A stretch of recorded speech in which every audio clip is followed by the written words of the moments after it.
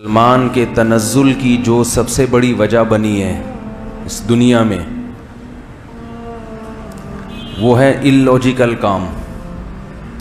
سمجھ میں آ رہی ہے بات؟ ایسے کام کرنا جس کی کوئی لاجک بولے بھائی نہیں ہے, بغیر لاجک کے کوئی نہ کوئی چیزیں نکالتے رہنا بیٹھ کے. اور انگریز کی ترقی کا, جو دنیاوی ترقی کی بات کر رہا ہوں, اس کا جو چیز سب سے بڑا سبب جو چیز بنی ہے وہ ہے بغیر لاجک کے کوئی کام بولو بھائی نہیں کرنا. مسلمان بغیر لاجک کے فرضی چیزوں پہ کیوں آتے ہیں, اس کی ایک وجہ بھی بتا دوں. وہ وجہ یہ ہے کہ ہم قرآن مجید میں پیغمبروں کے, بزرگوں کے واقعات پڑھتے ہیں جس میں ہمیں معجزے اور کرامتیں بھی نظر آتی ہیں. تو ان واقعات سے ہم متاثر ہو کر, متاثر تو ہونا چاہیے لیکن جو اثر لینا چاہیے وہ نہیں لیتے. غلط اثرات, سائیڈ ایفیکٹ بھی ہوتے ہیں نا کسی چیز کے, جو ہماری نالائقی کی وجہ سے ہوتے ہیں. تو اس میں ہم ان معجزے اور وہ کرامات کا جو باب ہے اس کو زیادہ ہائی لائٹ کرتے ہیں. اور پیغمبروں نے جتنے گراؤنڈ ریئلٹی کو سامنے رکھ کر جو پالیسیاں بنائی ہیں, جو دعوت کو پھیلانے کے لیے محنتیں کی ہیں, اس کو پسے پش ڈال دیتے ہیں. نہیں یار سر, مثلاً ہم کہتے ہیں کہ جب 313 کا بدر میں 1000 سے مقابلہ ہو سکتا ہے اور اللہ کی مدد سے فتح ہو سکتی ہے,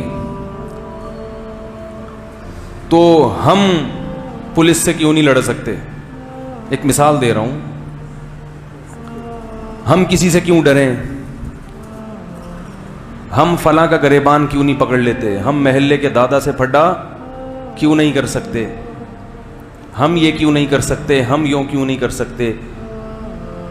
بھائی نبی کا مشن بھی درست, نیت بھی درست, ہمارا مشن بھی درست اور نیت بھی درست. تو ان کی جب 313 کو 1000 پہ اللہ نے فتح دی تو ہم کمزور ہو کر اور بغیر کسی لاجک کے, طاقت تو ہے نہیں, قوت تو ہے نہیں, تو ہم یہ دھماکہ کیوں نہیں کر سکتے؟ دھماکے سے مراد بم دھماکہ نہیں, یعنی کوئی بھی دھماکہ بھی اس میں شامل کر لیں آپ, تو ہم یہ بڑا کام کیوں نہیں کر سکتے؟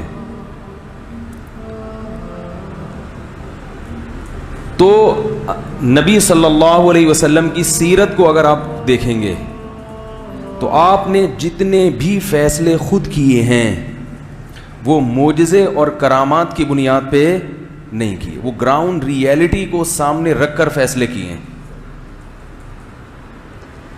لیکن بسا اوقات ظاہری اسباب کے لحاظ سے فیصلہ غلط ہوا مگر اللہ نے خیر ڈال دی اور مدد کر لی.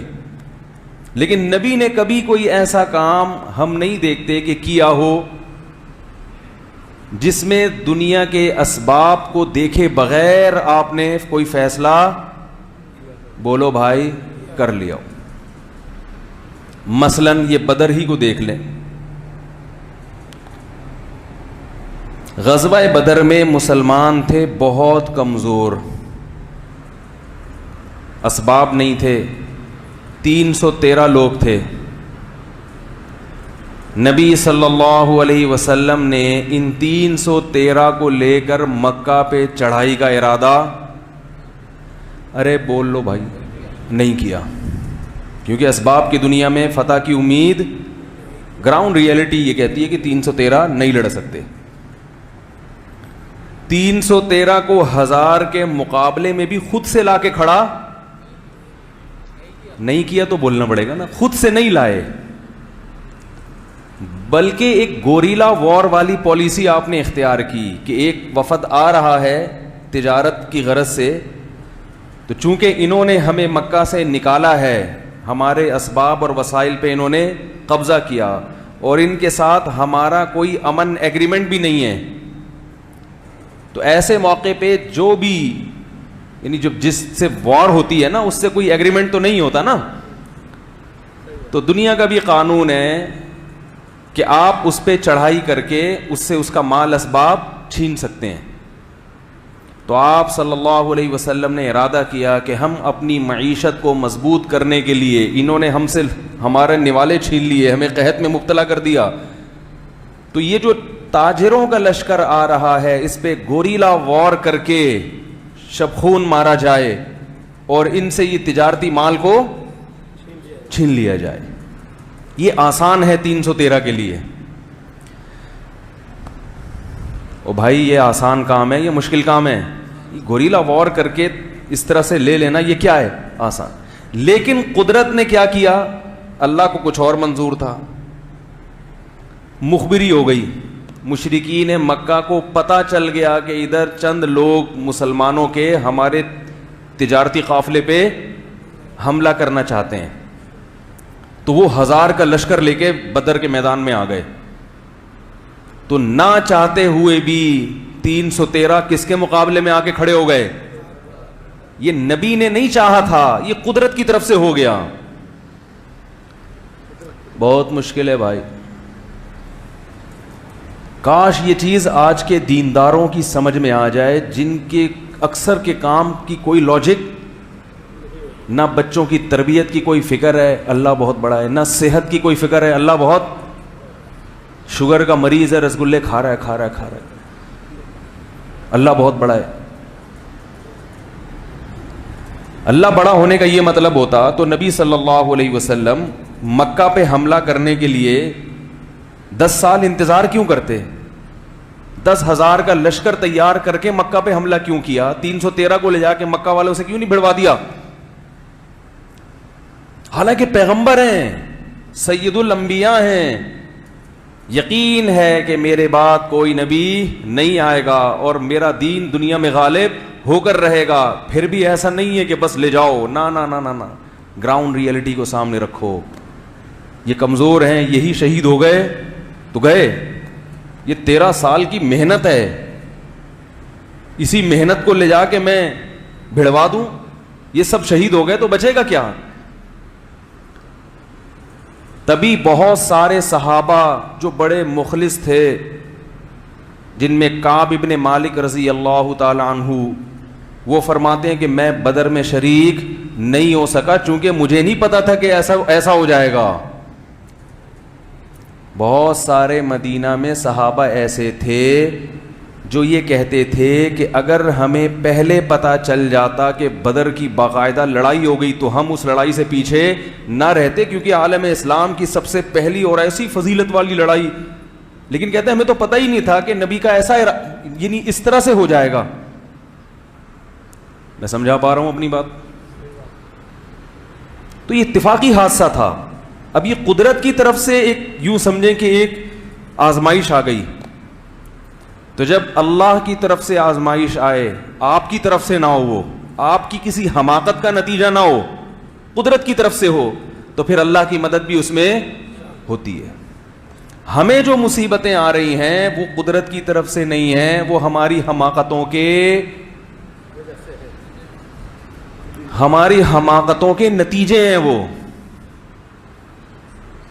اور ڈالتے کس پر ہیں؟ بولو نا بھائی. اللہ کی مرضی ہے بھائی. پھٹ گئے کھا کے مر گئے. اللہ کو یہی منظور تھا.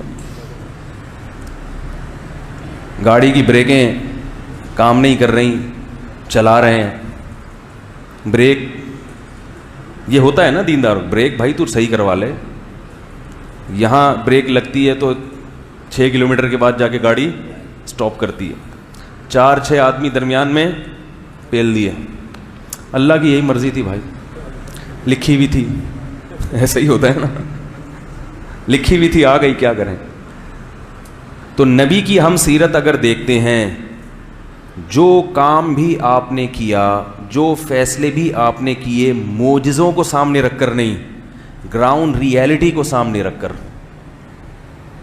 اس میں اگر کبھی مسئلہ ہوا تو اللہ کی طرف سے فرشتے بھی نازل ہوئے، اللہ کی طرف سے معجزوں کا ظہور بھی ہوا. بدر میں دیکھ لیں کہ نبی کی چاہت کے بغیر قدرت کی طرف سے انتظام ہوا کہ 313,000 کے مقابلے میں آ کے کھڑے ہو گئے.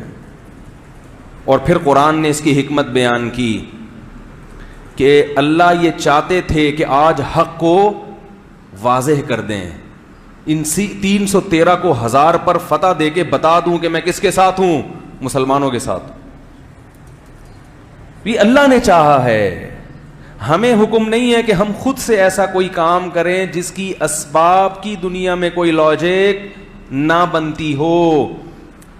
جیسے بعض دفعہ ایک آدمی بد پرہیزی کرتے کرتے کرتے بھی 100 سال عمر نکال لیتا ہے, اللہ بتا دیتے ہیں کہ زندگی کس کے ہاتھ میں ہے, میرے ہاتھ میں. اس کا مطلب یہ نہیں کہ آپ بد پرہیزیاں کرتے رہو. تو اللہ کی بعض دفعہ اللہ نے حضرت مریم کو شوہر کے بغیر بیٹا دے دیا, یہ بتانے کے لیے کہ میں اولاد دینے کے لیے عورت کے لیے شوہر کا محتاج نہیں ہوں.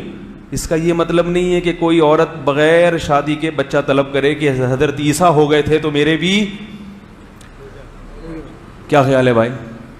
اور دلیل یہ دے کہ میں بھی حضرت مریم کی طرح اللہ کی عبادت کیا کروں گی. شوہر کی ٹینشن بولو بھائی مجھے نہیں چاہیے, بڑی ٹینشن ہے.